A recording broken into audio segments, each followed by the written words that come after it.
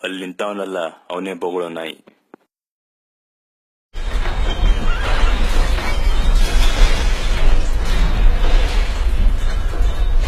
ಕೊಂಗ, ಕನ್ನಡಿಗರಿಗೆ ಏನಾದ್ರೂ ಅಂದಿದೆಯೇನೋ ನೀನು? ಬಾಯಿತ್ತೆ ನಿನಗೆ.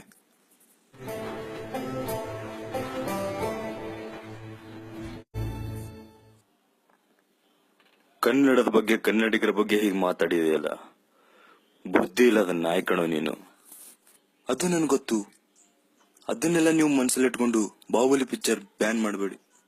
ಏನು, ನೀನಿಷ್ಟೆಲ್ಲ ಅಂದ್ಮೇಲೂ ರಿಲೀಸ್ ಮಾಡ್ಬೇಕಾ? ಹೌದು ಸರ್, ಬಾಹುಬಲಿ ನನ್ನ ಸಿನಿಮಾ. ನಾನು ಕಷ್ಟಪಟ್ಟು ಮಾಡಿರೋ ನನ್ನ ಸಿನಿಮಾ ಅದು.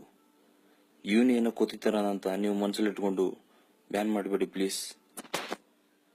ನೋಡಿದ್ಯಾ, ನೀನಂತ ಕೊಂಗಗಳು ಎಷ್ಟೇ ನಮ್ಮ ವಿರುದ್ಧ ಬಂದು ಹಾರಾಡಿದ್ರು ಕೊನೆಗೆ ನಮ್ಮ ಹತ್ರ ಬಂದು ಕ್ಷಮೆ ಕೇಳಲೇಬೇಕು. ಅದನ್ನ ನಮ್ಮ ಕನ್ನಡಿಗರ ತಾಕತ್ತು ಕಣೋ. ನಿಮ್ ತಾಕತ್ ಏನಂತ ಈಗ ನಂಗೆ ಗೊತ್ತಾಯ್ತು. ಇನ್ನೊಂದ್ಸಲ ನಿಮ್ ತಂಟೆಗೆ ನಾನು ಬರೋದೇ ಇಲ್ಲ. ಅವತ್ತೆಲ್ರು ಏನೇನೋ ಜೋಶಲ್ಲಿ ಮಾತಾಡ್ತಿದ್ರು, ನಾನು ಮಾತಾಡಿದೆ. ಈಗ ನನ್ನ ತಪ್ಪೇನಂತ ನಂಗೆ ಗೊತ್ತಾಯ್ತು. ಎಲ್ರು ಮಾತಾಡಿದ್ರಂತ ನೀನು ಮಾತಾಡ್ದ. ಚೂತೆ ನೀನು. ಅದು ನಂಗೂ ಗೊತ್ತು. ನಾನು ಇನ್ನೊಂದ್ಸಲ ಕನ್ನಡಿಗರ ತಂಟೆಗೆ ಬರಲ್ಲ. ಕನ್ನಡಿಗರ ತಂಟೆಗೆ ಮಾತ್ರ ಅಲ್ಲ, ಯಾರ ತಂಟೆಗೂ ಹೋಗೋಲ್ಲ. ಇದನ್ನೆಲ್ಲ ನೀನ್ ಮೊದಲೇ ತಿಳ್ಕೊಂಡಿದ್ರೆ ಇಷ್ಟೆಲ್ಲ ಆಗ್ತಿರಲ್ಲ. ಶಾಟಪ್ಪ. ಕ್ಷಮೆ ಕೇಳಿದಾಗ ಕ್ಷಮಿಸೋದು ಕನ್ನಡಿಗರ ದೊಡ್ಡ ಗುಣ.